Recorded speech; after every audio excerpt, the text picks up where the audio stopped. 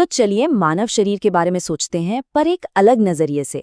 आज हम इसे उस तरह से देखेंगे जैसा ये एक एथलीट के लिए होता है, एक हाई परफॉर्मेंस मशीन। हम उस इंजीनियरिंग को समझेंगे जो इसे चलाती है, इसकी सीमाएं क्या हैं ये जानेंगे, और ये भी सीखेंगे कि जब ये मशीन खराब हो जाए तो इसकी मरम्मत कैसे की जाए। चलिए शुरू करते हैं। कभी सोचा है कि जब कोई एथलीट सिर्फ 10 सेकंड के लिए अपनी पूरी ताकत से दौड़ता है तो उसके शरीर के अंदर असल में क्या होता है? समझिए कि ये एक कंट्रोल्ड केओस जैसा है। मांसपेशियां जबरदस्त तेजी से ईंधन चलाती हैं, दिल की धड़कनें तेज हो जाती हैं। ये सब कुछ अपनी चरम सीमा पर होता है। तो चलिए इसी सवाल से अपनी पड़ताल शुरू करते हैं। उस 10 सेकंड की दौड़ को ठीक से समझने के लिए हमें एक इंजीनियर की तरह सोचना होगा। तो मरम्मत की बात करने से पहले चलिए इस मशीन का हुड खोलते हैं और इसके काम करने के पीछे के विज्ञान को समझते हैं। यहीं पर स्पोर्ट्स फिजियोलॉजी की एंट्री होती है। इसे हमारी एथलेटिक मशीन का ऑफिशियल यूजर मैनुअल मान लीजिए। ये हमें बताता है कि कसरत के दौरान शरीर के अलग अलग हिस्से कैसे रिएक्ट करते हैं, और सबसे जरूरी बात, वे वक्त के साथ कैसे और मजबूत बनते हैं। अब देखिए, हर बेहतरीन मशीन को एक पावर सोर्स चाहिए होता है, एक इंजन जो हर चीज को चलाता है। इंसानी शरीर में वो इंजन है हमारा दिल और हमारा सर्कुलेटरी सिस्टम, जो हमारे हर एक मूवमेंट को पावर देता है। तो इस इंजन की परफॉर्मेंस को हम नापते कैसे हैं? इसके 3 मेन इंडिकेटर्स हैं। पहला है हार्ट रेट। इसे इंजन के आरपीएम यानी रेवोल्यूशंस पर मिनट की तरह समझिए। मतलब 1 मिनट में दिल कितनी तेजी से धड़क रहा है। अगला है स्ट्रोक वॉल्यूम। अगर हार्ट रेट इंजन की स्पीड है तो स्ट्रोक वॉल्यूम हर पंप की ताकत है। ये वो खून की मात्रा है जो दिल हर एक धड़कन के साथ बाहर पंप करता है। दिल जितना मजबूत होगा वो हर बार धड़कने पर उतना ही ज्यादा खून शरीर में भेज पाएगा। और जब ये दोनों चीजें मिल जाती हैं तो हमें मिलता है कार्डियक आउटपुट। ये इंजन का टोटल हॉर्स पावर है, मतलब कि दिल हर मिनट में कुल कितना खून पंप कर रहा है। और ये किसी भी एथलीट की परफॉर्मेंस का एक बहुत ही बुनियादी पैमाना है।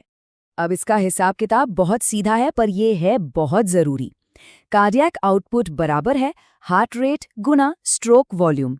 यही वो फॉर्मूला है जो हमें बताता है कि हमारा दिल कसरत के दौरान पड़ने वाले दबाव को कितनी अच्छी तरह से संभाल रहा है। अच्छा, तो इंजन की बात तो हो गई। अब बात करते हैं ईंधन की। जैसे कोई गाड़ी पेट्रोल या बिजली पर चल सकती है, ठीक वैसे ही हमारा शरीर भी अलग अलग तरह की एक्टिविटीज के लिए 2 मेन एनर्जी सिस्टम्स का इस्तेमाल करता है। इन दोनों का फर्क समझना बहुत जरूरी है। एरोबिक एक्सरसाइज जैसे मैराथन दौड़ना एक लंबा और स्थिर एफर्ट है जो ईंधन जलाने के लिए ऑक्सीजन का इस्तेमाल करता है। दूसरी तरफ एनारोबिक एक्सरसाइज जैसे 100 मीटर की दौड़ छोटी और विस्फोटक होती है। इसमें ऑक्सीजन का इस्तेमाल नहीं होता, बल्कि फौरन ताकत के लिए सीधे मांसपेशियों में जमा एनर्जी पर निर्भर रहना पड़ता है।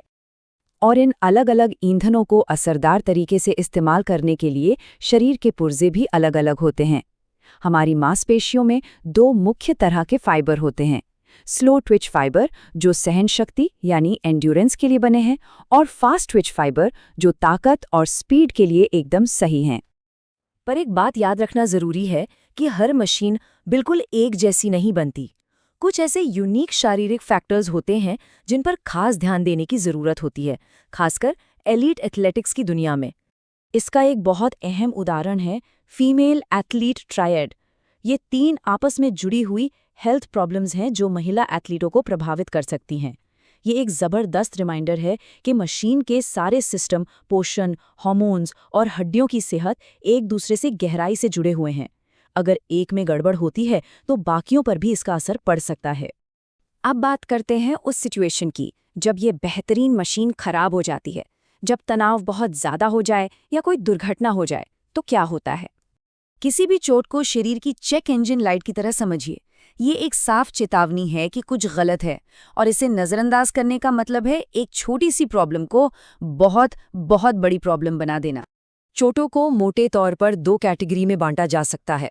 सबसे आम है सॉफ्ट टिश्यू इंजरीज, जो शरीर के लचीले हिस्सों पर असर डालती हैं, जैसे कि लिगामेंट्स में मोच आना, मांसपेशियों में खिंचाव या किसी टक्कर से नील पड़ जाना।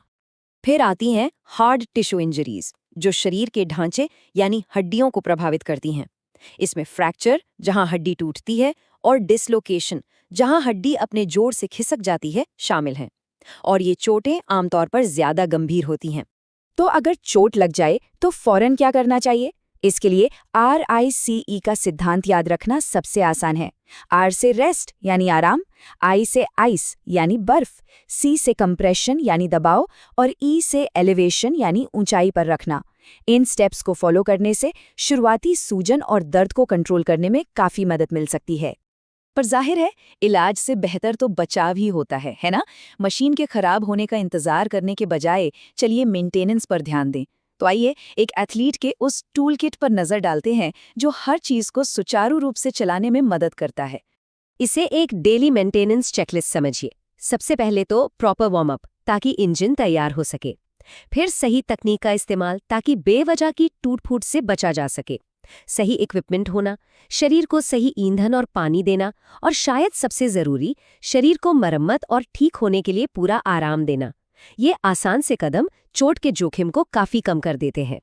तो इस मशीन के काम करने के तरीके को समझना तो पहला कदम है, लेकिन असली सवाल ये है, इस जानकारी से किसी की अपनी ट्रेनिंग, परफॉर्मेंस और एथलेटिक काबिलियत को देखने का नज़रिया कैसे बदल सकता है?